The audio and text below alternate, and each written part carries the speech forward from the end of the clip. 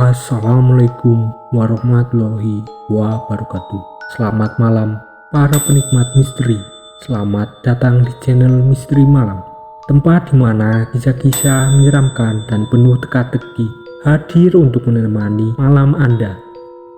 Pada malam ini kami akan membawakan sebuah cerita yang saya tulis sendiri berdasarkan yang dialami oleh warga buah desa. Kisah ini bukan sekedar cerita horor biasa, melainkan sebuah pesan dengan pelajaran dan hikmah. Malam ini mari kita simak bersama kisah horor yang menghantui warga desa.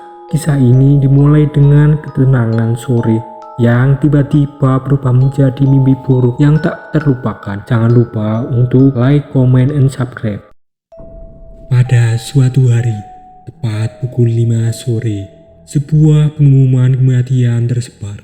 Kabar duka itu memberitahukan bahwa seseorang bernama Rianto telah meninggal dunia. Pengumuman ini menjadi awal dari serangkaian peristiwa yang akan menjadi mempengaruhi orang-orang di sekitar Rianto dan mungkin mengungkap berbagai hal terkait kehidupan atau kematiannya. Anwar, tetangga sekaligus teman Rianto, terkejut mendengar pengumuman kematian tersebut. Sebagai anak yang soleh dan tidak pernah terlibat dalam hal negatif, Anwar merasa sulit mempercayai penyebab kematian Rianto. Terungkap bahwa Rianto meninggal akibat kecelakaan yang disebabkan oleh mabuk. Fakta ini membuat Anwar semakin terguncang karena ia tidak pernah mengetahui sisi lain dari kehidupan temannya itu.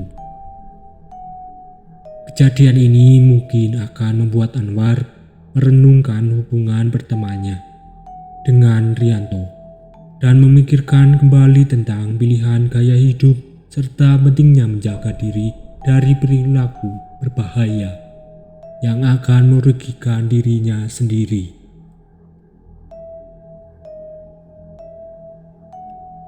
Saat prosesi pemakaman Rianto dimulai, kejadian-kejadian aneh mulai terjadi.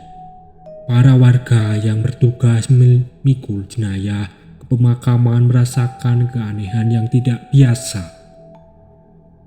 Meskipun tubuhnya Rianto dikenal kurus masa hidupnya, keranda yang membawa jasadnya terasa luar biasa berat. Beberapa warga yang memikul keranda berbisik-bisik, mengomentari betapa beratnya beban yang memikul. Keanehan ini menimbulkan kecemasan di antara para pelayat.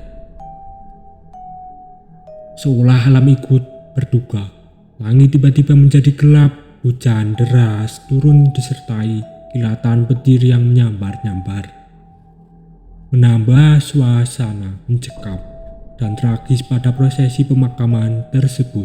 Jenayah yang berat, yang tidak wajar, cuaca buruk yang tiba-tiba ada, dan suasana mencekam membuat banyak warga mulai merasa takut dan tidak nyaman. Bisikan-bisikan tentang kemungkinan adanya hal-hal gaib mulai terdengar di antara para pelayat. Setelah prosesi pemakaman yang mencekam selesai, malam pun tiba. Anwar masih terguncang oleh kejadian hari itu. Mencoba untuk beristirahat di rumahnya, namun ketenangan malam itu tidak bertahan lama. Sekitar pukul 2 dini hari, Anwar terbangun dengan tiba-tiba. Matanya terbuka lebar dalam kegelapan kamarnya. Ia merasakan sensasi aneh seolah-olah ada sesuatu atau seseorang yang memperhatikannya. Jantungnya berdegup kencang. Tiba-tiba telinganya menangkap suara rintihan lemah. Anwar mengira itu hanya angin malam yang berhembus, namun suara itu semakin jelas. Rintihan itu terdengar penuh kesakitan dan penyesalan.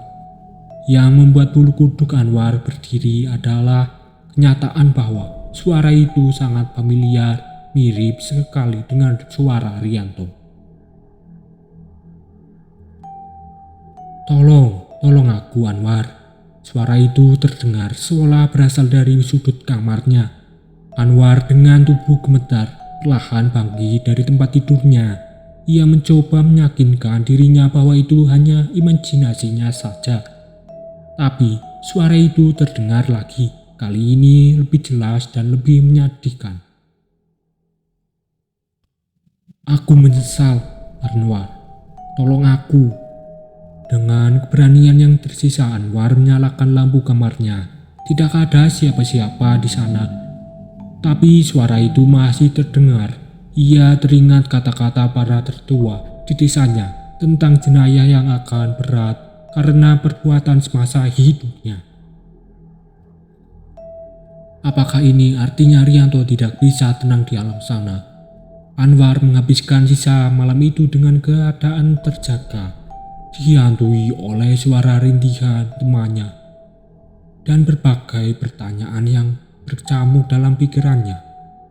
Ia bertanya-tanya apakah ini hanya awal dari kejadian-kejadian aneh yang akan ia alami setelah kematian Rianto.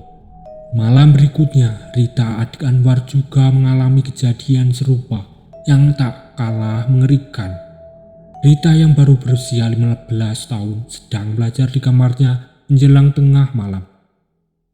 Tiba-tiba suhu ruangan menurun drastis, membuat Rita menggigil kedinginan. Saat ia hendak menutup jendela, Rita mendengar suara lirih yang memanggilnya, "Rita, Rita." Suara itu begitu pelan, nyaris seperti bisikan, namun cukup jelas untuk didengar. Rita membuku di tempatnya, mengenali suara itu sebagai suara Rianto, tetangga mereka yang baru saja meninggal.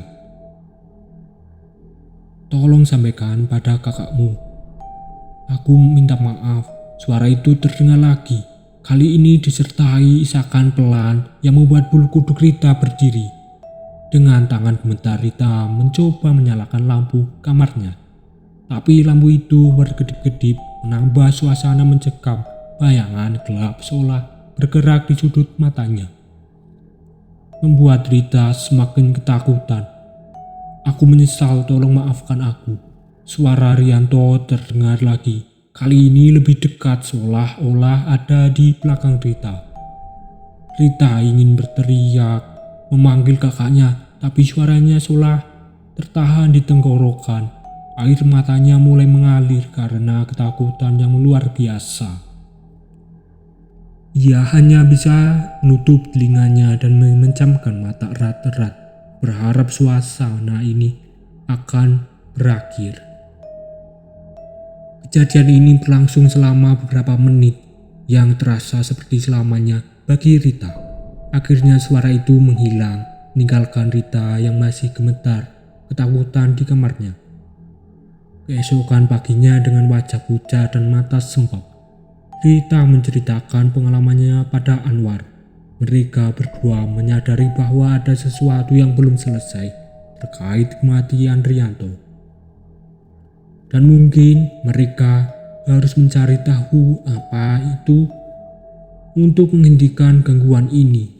Pada keesokan paginya, Rita memutuskan untuk mengunjungi rumah Anwar. Ia ingin berbicara dengan Zulfa, adik Rianto, yang juga merupakan temannya. Dengan wajah pucat dan suara bergetar, Rita menceritakan pengalamannya semalam kepada Anwar dan Zulfa. Mendengar cerita Rita, Zulfa tiba-tiba menangis dan mengaku bahwa ia juga mengalami hal serupa. Di malam sekitar pukul 3 pagi, aku terbangun karena merasa ada yang memperhatikanku. Saat kubuka mata, aku melihat Kak Rianto berdiri di samping tempat tidurku. Dia memakai kain putih seperti kain kafan. Zulfa terisak. Zulfa melanjutkan ceritanya yang paling mengerikan.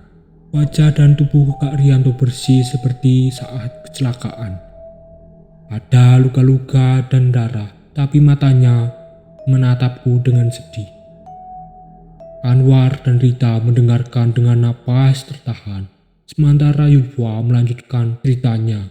Kak Rianto berbicara padaku. Suaranya pelan tapi jelas. Dia berkata, "Maafkan aku, Dek.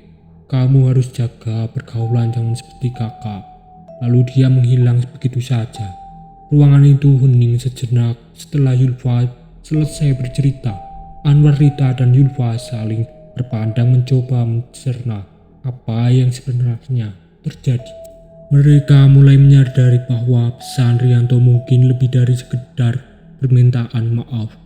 Ini adalah peringatan dan nasihat terakhirnya. Kejadian ini membuat mereka bertiga bertanya-tanya. Apakah arwah Rianto masih belum tenang? Apakah ada sesuatu yang harus mereka lakukan untuk membuatnya tenang? Dan yang paling penting baginya, mereka bisa memastikan bahwa pesan terakhir Rianto ini tidak sia-sia. Pada malam itu, Bayu akhirnya pulang ke desa setelah beberapa hari berada di luar kota. Ia tidak mengetahui tentang kematian Rianto karena ponselnya rusak. Selama perjalanan membuatnya terputus dari kabar terbaru di desanya. Pada sekitar pukul jam 10 malam, Bayu mengendarai motornya memasuki jalan desa yang sepi. Cahaya lampu motornya menerangi jalan yang gelap. Tiba-tiba, di sisi lain jalan, tepat di bawah pohon besar, Bayu melihat sosok putih berdiri diam. Bayu memperlambat laju motornya, mencoba memfokuskan pandangannya. Jantungnya berdegup kencang saat ia menyadari bahwa sosok itu adalah pocong. Namun yang lebih mengejutkan, wajahnya pucat. Itu sangat familiar, itu wajah Rianto, tetangganya. Sosok Rianto dalam balutannya. Kain kafan putih itu menatap Bayu dengan mata kosong. Darah yang menetes segar terlihat menetes dari luka di kepalanya dan matanya. Mengingatkan pada kondisi kecelakaan yang belum Bayu yang terpaku oleh pemandangan mengerikan ini hampir kehilangan kendali atas motornya. Ia cepat-cepat memalingkan pandangan dan mempercepat laju motornya. Berharap apa yang dilihatnya hanyalah halusinasi karena kelelahan. Setibanya di rumah yang berdekatan dengan rumah Rianto, Bayu masih gemetar. Ia buru-buru masuk ke dalam, mengunci pintu rapat-rapat. Pikirannya berkecamuk. Bertanya-tanya apa yang sebenarnya terjadi. Apakah ia baru saja melihat Rianto? Tapi mengapa Rianto dalam kondisi seperti itu? Bayu menghabiskan malam itu dalam kegelisahan. Tidak berani keluar kamar atau bahkan melihat keluar jendela. Berharap bisa mendapatkan penjelasan dari tetangganya atau orang tuanya tentang apa yang sebenarnya terjadi selama ia pergi pada luar kota. Pada keesokan paginya, dengan wajah pucat dan mata sembab karena tidak bisa tidur semalam, Bayu akhirnya memberanikan diri untuk berbicara dengan orang tuanya. Ia mendapati ayahnya dan ibunya sedang sarapan di ruang makan. "Bu, ayah," Bayu memulai dengan suara bergetar. "Apa yang sebenarnya terjadi? Selama saya pergi tadi malam, saya melihat sesuatu yang aneh di jalan." Orang tua Bayu saling bertukar pandang dengan wajah cemas. Ibunya kemudian berkata lembut, "Lah dulu nak, ada banyak hal yang baru harus kamu ceritakan.